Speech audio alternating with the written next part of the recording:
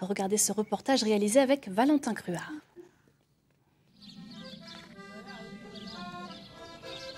Dans ce village de 220 habitants, on s'y donne rendez-vous depuis plus de 100 ans. Quand on allume l'enseigne, les gens arrivent. Donc au petit matin, c'est le café. Et puis on est bercé toute la journée par des personnages.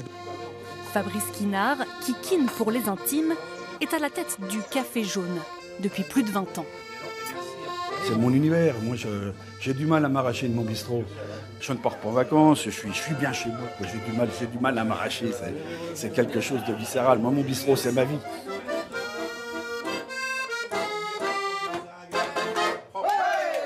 Alors la première personne qui est rentrée pour boire un café, je vous dis pas la panique. Hein.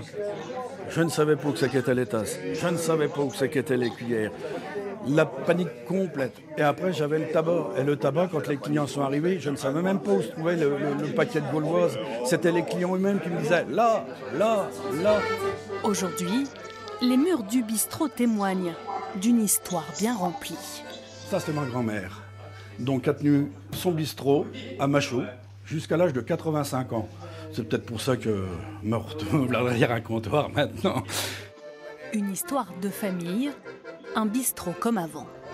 Chaque personne qui rentre, qui vient, il retombe en enfance. Ça nous rappelle quand on allait chez Pépère, quand on allait au bistrot, ça nous rappelle. C'est une boîte à souvenirs, mon bistrot, en fin de compte. Le café de la place, c'est une histoire de copains aussi. Alors là, c'est l'ami Titi, l'ami Gabi. Et de liens sociaux. Des joyeux retraités. Ici, tous ont vu les commerces alentours disparaître au fil des années. C'est des petits endroits plaisants, des petits cafés qu'on trouve rarement maintenant. Moi, je suis natif de la pointe des Ardennes, donc on arrive, mais bon, on n'a plus de boulangerie, on n'a plus rien, tout ferme. Et on a vraiment du mal à accepter tout ça, quoi. Moi, quand je suis venu pour acheter ma ferme, je voulais impérativement qu'il y ait un petit café dans le village. Donc c'est pour ça que j'ai eu du mal à trouver. S'il n'y a pas de café, je n'achetais pas. Le café est aussi bureau de tabac, de poste et épicerie. Fabrice y tient, est ouvert tous les jours de l'année. On a l'impression de servir son village, en fin de compte. On est vraiment on sert le village. Si la personne il manque quelque chose, cela, il vient, il est dépanné, il a et puis ça doit vivre. Hein.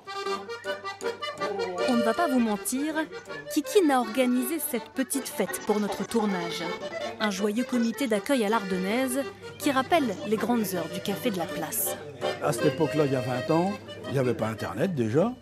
Les gens avaient la culture du bar.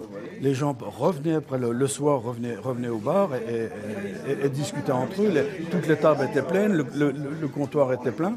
Et que maintenant, chacun chez soi, et il n'y a plus cette magie. Donc maintenant, à 7 € le soir, je peux fermer, plus personne. À 62 ans, Kikine ne compte plus ses heures, même s'il espère en avoir encore de belles devant lui. Au moins, tant que la santé sera là, je serai derrière le comptoir. Hein. On ne va pas fermer un bistrot comme ça. Donc il faut être là. Puis c'est la santé qui me fera arrêter. Donc souhaitez-moi bonne santé.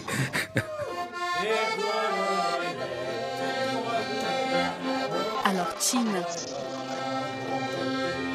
Avec modération, bien sûr.